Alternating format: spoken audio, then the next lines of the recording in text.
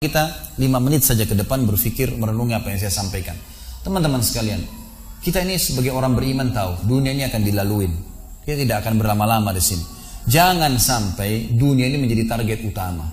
Berantem gara-gara tanah, berebutan karena warisan, berebutan karena jabatan, kadang-kadang berebutan hanya karena masalah pasangan hidup. Untuk apa? Untuk apa teman-teman sekalian? Dunia ini mungkin di mata antum kelihatan besar kalau dekat. Misal, saya tidak tahu bapak-bapak mengerti nggak. Kalau ibu-ibu biasanya langsung mengerti kalau masalah contoh-contoh perhiasan. Kalau ada orang punya berlian, besarnya seperti bola pingpong, kaya nggak? Rupanya ada juga bapak-bapak yang paham. Itu kaya luar biasa. Kalau dia punya berlian seperti bola basket, kaya nggak? Coba taruh berlian yang seperti bola basket itu di tanah, terus antum naik pesawat ke atas. Makin jauh, kelihatan enggak? Orang yang perebutkan tanah 1000 kali 1000 meter, 1 hektar, berapa hektar, tumpah-tumpahan darah. Padahal kalau dia naik pesawat hilang semua tuh. Mobil mewah, bangga-banggaan dengan mereknya. Kalau kita naik pesawat kayak gentong-gentong lagi jalan. Cuma hiasan dunia. Apa yang mau dikejar? Gitu kan? Seorang mukmin tahu dunia hanya fasilitas saja untuk mengejar akhirat. Akhirat yang abadi, teman-teman. Akhirat yang abadi, kejar di sana. Walad darul akhiratul lahiyal hayawan, kata Allah. Darul akhirah, tempat akhirat adalah kehidupan yang abadi. Di akhirat kata Nabi SAW, kalau seorang mukmin masuk ke dalam surga, tidak ada capek, nggak ada gangguan orang, nggak ada sedih, nggak ada penyakit, nggak ada buang air besar, nggak ada buang air kecil. Makanan dan minuman yang dimakan ahli surga yang tidak dibutuhkan oleh tubuhnya akan keluar dalam bentuk keringat yang lebih wangi dari bau kasturi. Gak ada lagi masa tua, gak ada masa anak-anak. Semuanya berumur 33 tahun. Dan semua laki-laki akan kembali kepada poster ayahnya Adam 60 siku ke langit 27,5 meter. Dan semua perempuan kembali kepada poster ibunya Hawa 40 siku ke langit 17,5 meter. Nggak lebih ya daripada itu, dan nggak pendek nggak tinggi. Jadi teman-teman yang pendek nggak usah khawatir. Ini cuma dunia. Sampai orang beriman pun tahu kalau ada orang lahir dalam kondisi fisiknya luar biasa, matanya buta, telinganya tuli, tangannya, kakinya semua putus, gitu kan? Itu tetap bagi orang beriman punya nilai. Karena itu cuma dunia. Begitu dia meninggal, jasadnya akan dimakan oleh tanah. Sebagaimana sabda Nabi SAW, semua jasad kalian akan dimakan oleh tanah kecuali tulang ekor kalian yang darinya Allah akan tumbuhkan kalian. Di akhirat ditumbuhkan jasad yang baru. Itu yang akan hidup bersama kita di surga atau di neraka, gitu kan? Jadi ini cuma dunia sebentar. Untuk apa dikejar, teman-teman sekalian? Ingat, Nabi SAW pernah keluar dalam hadis Bukhari dari masjid beliau, kemudian beliau menggambar kotak. Lalu beliau mengatakan, inilah kotak kehidupan manusia. Seperti meja ini misalnya, inilah kotak kehidupan manusia. Lalu Nabi SAW menggaris dari luar kotak, di bawah kaki beliau, digaris, dilewatin kotak ini sampai melewati kotak tengah, di depan, panjang. Lalu kata Nabi SAW, ini angan-angan manusia. Ini angan-angannya. Angan-angannya melampaui kehidupannya. Lebih 500 tahun ke depan, padahal umurnya cuma 60-70. Lalu Nabi SAW menarik dengan tongkatnya dengan keras dari sisi kanan garis kotak, digaris dengan keras sampai terbongkar tanah itu, digaris dan memutus garis tengah itu. Lalu beliau mengatakan, dan ini kematian yang akan datang memutus angan-angannya. Di Jakarta kemarin teman-teman sekalian, ini bukan nakut-nakutin, tapi di Jakarta kemarin begitu. Ada orang keluar dari mall, kisah nyata, bawa kresek banyak sekali, habis belanja buat keluarganya. Mobilnya Masya Allah mewah luar biasa, super lux, paling mahal. Parkir, begitu melihat tukang parkir, alhamdulillah, tukang parkirnya sangat senang nih, karena ini orang kaya, pasti kasih tip yang banyak gitu. Naik di mobilnya, di starter mobil, tidak pakai supir kebetulan, dia nyalain, mobil di depan ada, mobil di belakang ada, jadi terhimpit. Tiba-tiba orang ini tuh starter mobilnya diinjak gas dengan sangat keras, mundur ke belakang, nabrak mobil di belakang, hancur total. Tukang parkirnya pun tadi jadi marah, Pak, apa nggak lihat, ngambil marah-marah. Tapi anehnya orang ini gasnya terus kencang, gitu ribut, gitu kan? Maka tukang parkir curiga, dibuka pintu, orang itu sudah meninggal dunia. Teman-teman sekalian, pernah nggak orang ini berpikir dia akan mati pada saat keluar dari mall? Kalau dia tahu dia tidak bakal keluar ke mall tuh. Di depan mata saya pernah ada orang meninggal di rumah sakit ayah saya. Kebetulan di Makassar beliau punya rumah sakit, dan itu di pinggir jalan raya. Sore hari subhanallah ada anak muda. Saya pas lagi di teras lantai 2 rumah ayah saya itu kelihatan jalan raya. Jadi kelihatan orang kejadian ini. Ada anak muda lagi pakai motor, waktu itu motor baru dia jalan. Jadi jalurnya 2 jalur gitu kan. Rupanya motor ini motor itu dari arah sana. Kemudian di sini ada mobil pick up yang pelan jalannya gitu. Ada mobil truk pelan jalannya. Di belakang ini rupanya ada mobil truk pelan, di belakangnya ada mobil pick up. Mobil pick up ini mungkin kena terganggu. Dia bukan ngelewatin dari kiri, dia keluar ke jalur sebelah. Keluar, motor yang tadi lagi kencang, dia kayak sangka tabrak, meninggal di tempat. Jatuh tergeletak, motornya dibawa, dicek di rumah sakit ayah saya di klinik, ternyata sudah meninggal dunia. Saya lihat orang itu subhanallah tergeletak. Ada beberapa produk yang dia bawa di motornya. Lalu saya bertanya, saya muhasabah sendiri. Orang ini pernah berpikir nggak ya untuk keluar rumah tadi akan dia tabrakan, dia akan jatuh? Saya yakin tidak. Kalau dia berpikir dia tidak akan keluar dari rumahnya. Tapi begitulah ajal kalau datang teman-teman sekalian. Kalau datang tidak akan terlambat sesaat atau berkurang sesaat. Harus pahamin, gitu kan? Jadi jangan sampai kita berlebihan. Saya tanya teman-teman, Anda jujur jawab. Kalau seandainya Anda ke dokter, lalu kemudian dokter mengatakan, maaf Pak, Bu, umurnya tinggal 2 minggu menurut ilmu medis. Ini ada penyakit parah, tinggal 2 minggu. Dokter nggak bisa obatin lagi. Kira-kira orang yang seperti ini sudah divonis sama dokter akan mati 2 minggu lagi. Nggak ada lagi, sudah kankernya, sudah tumor segala macam di tubuhnya, sudah segala macam penyakit. Nggak bisa lagi hidup orang ini. Kemudian ada orang datang, temannya bilang, itu si fulan ceritain kamu. Kira-kira dia masih mau ribut berkelahi? Itu orang tuh mau mengambil hakmu, masih mau mengebut lagi? Sudah semua? Enggak, sudah nggak mau tahu. Ini 2 minggu lagi mati. Semestinya teman-teman tidak usah tunggu vonis dokter nih.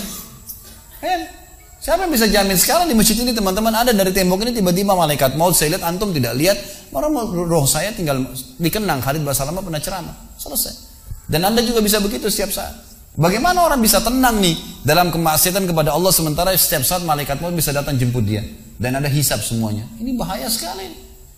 Baik, saya pernah mengadakan pelatihan teman-teman sekalian di masjid yang besar. Masya Allah mungkin seperti ini malah lebih besar. Lantai 2 juga seperti ini dan penuh. Di lantai 2 itu ada banyak ibu-ibu akhwatnya. Saya bicara masalah kematian selama 2 jam materi lengkap. Kemudian setelah itu sebelumnya saya bilang sama panitia tolong supaya lebih hidup suasananya, siapkan kebutuhan jenazah. Meja, kain kafan, sama menyan-menyannya semua. Kemudian di sebelah masjid buatin liang lahat. Baik Ustaz, dibuatlah. Selesai saya ceramah 2 jam, saya bilang, Bapak Ibu sekalian, saya mau ajak Anda 5 menit coba menjadi jenazah. Ada yang mau? Sempat ada yang angkat tangan depan saya. Kebetulan teman kita ini, saudara kita tukang batu. Adiknya dia kembar anak SMA sering ikut pengajian saya gitu. Dia hadir juga. Dia bilang, saya Ustaz. Baik, silahkan. Pak, saya minta tolong satu hal ya. Kalau Bapak naik nanti di atas meja ini, dibungkus dengan kain kafan oleh panitia, tutup mata Anda dan bayangkan Anda sudah mati dan dengarkan apa yang saya ucapkan. Baik Ustaz, baik. Saya juga bilang sama panitia di atas masjid waktu itu, ibu-ibu, silakan kalau ibu mau coba, panitia tolong bantu. Saya sudah pandu waktu sebelum pengajian. Ringkasnya adalah dia naik. Subhanallah, begitu dia naik, Bapak Ibu sekalian, orang ini naik di atas meja, begitu tutup matanya dan ditempelin kain kafan di pipinya. Ini kain kafan asli kita beli. Ditempel di pipinya, langsung dia nangis. Nangis dia, terisak-isak. Lalu kemudian panitia taruh tangannya di dadanya, harus dibungkus gitu kan. Lalu saya bilang, Pak, coba renungin sekarang Anda sudah mati dan hiruk-pikuk di masjid ini ada orang nangis. Kebetulan adiknya dia yang kembar ini murid saya duduk di sebelah kiri kanannya dan membayangkan benar kakaknya meninggal. Mereka betul-betul menangis gitu. Ada jemaah-jemaah juga yang lain pada nangis. Hanya saya bilang hiruk-pikuk masjid ini yang sedang menangis, ada yang sedang ngobrol, ini anggap di rumah Anda pada saat Anda meninggal dunia. Dan Anda tidak bisa protes. Gak bisa bilang saya tidak mau, jangan ribut, gak bisa lagi. Udah. Panitia pun menaruh tangan kanan di atas tangan kiri, kita nggak bisa protes taruh di dada. Dibungkus dengan kain kafan pun nggak bisa. Baik, Pak, bayangkan semua peluang amal saleh yang semestinya Anda bisa kerjakan, sholat malam, sedekah bakti dengan orang tua, baca Quran, sholat berjamaah, yang Anda sia-siakan dan Anda menyesal kenapa tidak kerjakan sekarang. Dan bayangkan semua peluang dosa yang Anda tidak sia-siakan. Kesempatan zina, berzina, kesempatan dusta-dusta, kesempatan riba-riba, semua dikerjakan. Dan Anda tidak sempat taubat dan Allah akan hukum Anda sekarang. Itu Bapak Ibu sekalian, saya tidak karang-karang dia sampai nangis-nangis Bapak ini. Terus dia nangis. Lalu saya bilang, tolong panitia, datangkan geranda jenazah. Datangkan. Baik Pak, sebentar lagi kami akan angkat badan Anda di geranda ini. Dan kami akan bawa Anda ke liang lahat sebelah masjid. Diangkatlah dia. Saya bilang, Pak, renungin, resapi tubuh Anda kesentuh dengan geranda ini. Ditutuplah lalu dipikul. Lalu saya pandu pakai mic, saya bilang, Pak, inilah detik-detik terakhir Anda bersama kami. Terus sesalin perbuatan-perbuatan dosa Anda pernah lakukan, peluang-peluang ibadah Anda sia-siakan. Sampai tiba di luar masjid, saya turun ke liang lahat, saya buatin sendiri tanah, kemudian saya buatin gubernur, lalu diturunkan dia. Setelah diturunkan, saya suruh tutup matanya, kemudian ditutup dengan kain. Saya keluar, lalu saya pakai mic, saya bilang, Pak, buka matanya. Inilah rumah Anda sekarang. Walaupun rumah Anda 1000 kali 1000 meter di dunia, kembali ke 1 kali 2 meter. Ini tempat Anda sekarang. Dan sebentar lagi malaikat akan datang menanyakan kepada Anda pertanyaan-pertanyaan yang Anda sudah tahu. Selesai. Berapa mungkin sekitar hitungan detik. Ini semua proses kurang dari 5 menit teman-teman sekalian. Lalu saya bilang, buka. Dibuka kain tersebut. Lalu saya bilang, teman panitia bantu. Bapak ini keluar. Keluar dia. Waktu dia keluar dari kuburan liang lahat itu teman-teman, sempoyongan. Kayak orang yang sudah pusing gitu. Keluar. Kemudian saya bawa ke masjid. Saya pegang tangannya masuk ke masjid. Duduk. Lalu saya kasih mic. Pak, tolong ceritakan pengalamannya kepada jemaah jadi jenazah 5 menit. Itu dia pegang mic, gemetaran. Ustaz, saya tobat, saya durhaka sama orang tua, saya nggak sholat, saya begini. Ini dia lupainnya dari ribuan jemaah depannya nih. Dia nangis-nangis, sebutin semua kesalahannya. Semua pada banyak ikut nangis. Dia kayak orang ketakutan betul, gitu kan? Baik, selesai. Saya panggil siapa lagi yang mau coba? 2, 3, 4 orang. Rata-rata semua begitu keadaannya, gitu kan? Alhamdulillah mereka sadar seketika pada saat itu. Lalu kemudian saya bilang, penutupan, ada bahkan ibu-ibu yang coba di atas pingsan, ibu itu. Kita bukan nakut-nakutin, tapi memang saya praktekin. Lalu saya bilang begini, Bapak Ibu sekalian, sebagai penutup acara saya bilang pada saat itu, bahwasanya ini hanya praktek jadi jenazah.